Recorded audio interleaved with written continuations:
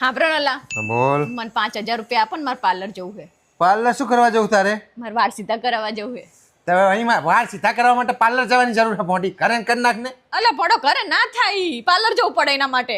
અલી ભોંડી ત્યાં ઘરે રહીને મારા આખા ઘરના ને સીધા કરી નાખ્યા, તારા વાળ સીધા ના થાય? ખોટા ખોટા ખર્ચા કરવાના. કેમ આવું નવું જ બોલતા હો? ખોટા ખર્ચા કરવા જાય અહીંયા પાર્લરમાં ભોંડી. તમને એવું નહીં લાગતું કે હું તમને જાનની પૈણી નાઈ તારની મારી હાઈટ આવડી ને આવડી છે, વધતી જ નહીં. હા તો એમાં ચિંતા શું કરવા કરે બકા? હાઈટ ના વધે તો કઈ નહીં, તારો જીબડો તો વધે જ જાય છે ને.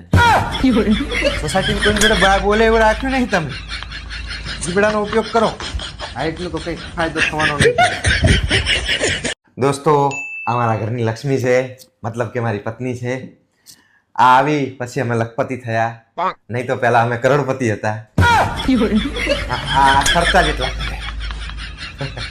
તમારે આવી જશે લક્ષ્મી. તમને એક વાત કહું, હા બોલ ને. આજ મેં ખીચડી મૂકી હતી ને તે બગડી જઈ. હા તો એમાં કહેવાની શું જરૂર છે? કેવું જ પડે ને, ના કહું તો પછી તમે મને એવું કહો કે તું મને કઈ કહેતી નહીં. એમ તો તારી હંગત લગ્ન કરીને મારી આખી જિંદગી બગડી ગઈ. મેં તને કઈ કીધું કોઈ દાડો? કહેવાની જરૂર જ હોતી નહીં, જે થઈ છે ભોગવવાનું. દોસ્તો, આ મારા ઘરની લક્ષ્મી છે, મતલબ કે મારી પત્ની છે. આ આવી પછી અમે લખપતિ થયા, નહીં તો પહેલા અમે કરોડપતિ હતા. આ ખર્ચા જેટલા તમારે આવી જશે લક્ષ્મી. હા પ્રણલા બોલ. મને 5000 રૂપિયા આપો ને મારે પાર્લર જવું છે. પાર્લર શું કરવા જવું તારે? મારે વાળ સીધા કરાવવા જવું છે. તમે અહીં વાળ સીધા કરવા માટે પાર્લર જવાની જરૂર છે ભોંડી. ઘરે ને કરી નાખ ને. અલે પડો ઘરે ના થાય, પાર્લર જવું પડે એના માટે. અલી ભોંડી ત્યાં ઘરે રહીને મારા આખા ઘરના ને સીધા કરી નાખ્યા, તારા વાળ સીધા ના થાય? ખોટા ખોટા ખર્ચા કરવાના. કેમ આવું નવું જ બોલતા હો?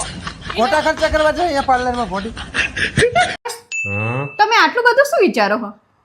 પર હું એવું વિચારું હું કે આ માલ મિલકત દોલત શોહરત બધું મેલીને ચેક નાહી જવું. તમારો વિચાર તો સારો છે, પણ પેલા આ બધું વસાવો તો ખરા. એટલે હું એ પછી જ જઈશ. આ બધું વસાઈ લો ને પછી. મસાલો પેલા ખબર પડે કેવી રીતે વસાવાય. આઈ ગયા તમે? હો. શું કીધું ડોક્ટરે? ડોક્ટરે એવું કીધું કે તમારામાં લોહીની બહુ કમી છે, પણ તું ચિંતા ના કરતી. મેં તારું નામ નહીં દીધું, મેં એવું કીધું ડોક્ટરને કે મારા ઘરમાં મસરિયા બહુ છે.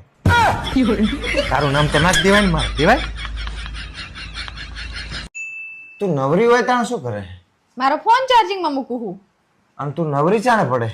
મારા ફોનની બેટરી પૂરી થઈ જાય તાણે. આખો દાડો જ કરે તું મોબાઈલ નો. હા શું તાણે? હે ભાવેશ? હા બોલ. આમ તો તમે ઉપવાસ નહીં કરતા, હા, પણ આ શ્રાવણ મહિનામાં ઉપવાસ કેમ કર્યો?